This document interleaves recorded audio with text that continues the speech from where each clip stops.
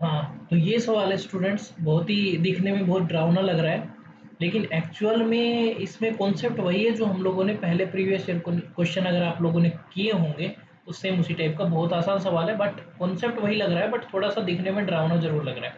तो चलिए, हमारा मेन मोटिव ये है इसको इंटीग्रेट करना।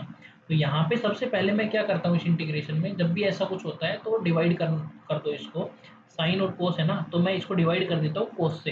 कोस की पावर -11/2 से डिवाइड, कोस की पावर -11/2 से मल्टीप्लाई। तो जब मैं ऐसा करूँगा तो ये हो जाएगा मेरे पास कोस, साइन बाई कोस ना, तो साइन बाई कोस तो बन जाएगा 10x पावर -11/2, और ये बनेगा cos x power, look, multiply by -11/2 and divide by -11/2, power ना कोस की, तो पावर ऐड हो जाएंगी ना, -11/2 -5/2, ये हो जाएगा 2 -16/2, that is 8, cos power -8, cos power -8, ये हो जाएगा मेरे पास। ठीक है, अब इसके बाद ये हो जाएगा dx, कोस पावर -8 है तो इसको मैं क्या लिख सकता हूँ, देखो 10x को तो ऐसे के ऐसे रख लो, मुझे तो कोस 10 के साथ कोस अच्छा नहीं लगता, तो उसको सेकंड में बदल दो, तो इसका रेसिप्रोकल ले लो, sec 8x dx। अब मैं 10x को यहाँ पे t बोलने से पहले एक काम कर देता हूँ, क्योंकि इसको देखते ही तो तुम 10x को t बोलोगे, उससे पहले इसको लिख देता हूँ secant square X whole cube into secant square x D X. मैंने ऐसा क्यों किया, क्योंकि 10x को t बोलूंगा तो secant square x D x जो है वो dt में बदल जाएगा, और दूसरा जो सीकेंट पावर 6 बचेगा उसको मैंने लिख दिया इस फॉर्मेट में कि मैं उसको 10 में बदल सकूं। तो ये हो जाएगा 10x पावर -11/2, इसको लिख दो 1 + 10 स्क्वायर।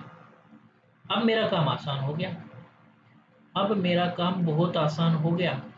अब मैं इस सवाल के अंदर बोल देता हूँ 10x = t, 10x = t, सो ये हो जाएगा secant square x D x equal to d t. So ये इंटीग्रल मेरे पास बनेगा, integral t power -11/2 into 1 + t square power 3 into d t. और जब हम लोग a + b whole cube open करेंगे, a + b whole cube open करके और इस t पावर -11/2 को मल्टीप्लाई करेंगे अंदर, तो हमारे पास एक्चुअल में तो ये एल्जेब्रिक फंक्शन ही बन गया ना पूरा। तो एल्जेब्रिक का तो हमें इंटीग्रेशन पता ही है, इस पूरे को एल्जेब्रिक को इंटीग्रेट करेंगे और t का वैल्यू वापस से 10x पुट कर देंगे, तो वहाँ से मुझे क्या मिलेगा, कुछ इस फॉर्मेट में आंसर मिलेगा। फॉर्मेट मैंने रख रखा है सोल्व करके, तो ये कुछ बनेगा -2/9 कोट एक्स, बिकॉज पावर, आपको तो पावर यहाँ पे पॉजिटिव बनानी है ना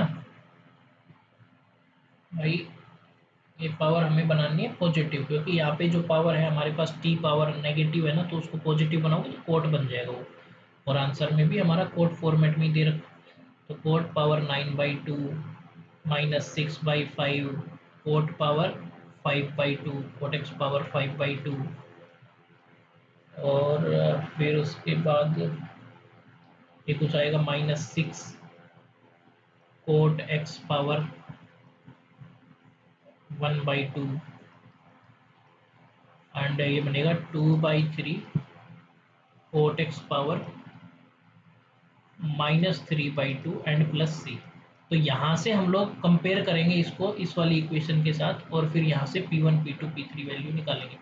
P1 आ जाएगा 2, Q1 आ जाएगा मेरे पास 9, P2 आ जाएगा पावर 5/2 है ना, कोट एक्स पावर 5/2, तो इससे कंपेयर करेंगे तो P2 आएगा मेरे पास -6, Q2 आ जाएगा,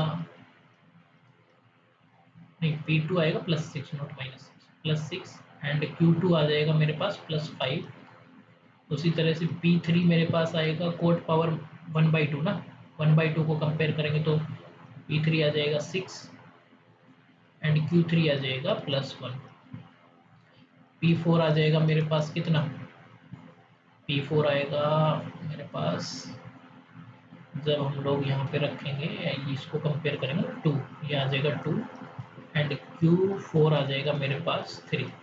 तो इन सब की वैल्यू जो उठा के इस एक्सप्रेशन में रख देंगे और इस एक्सप्रेशन को जब सिंप्लीफाई करेंगे तो हमारा आंसर आएगा 16। ओके, तो ये आपको कंप्लीट करना है इंटीग्रेशन, एल्जेब्रिक इंटीग्रेशन है, ये आप लोग इजीली कर सकते हो। ओके।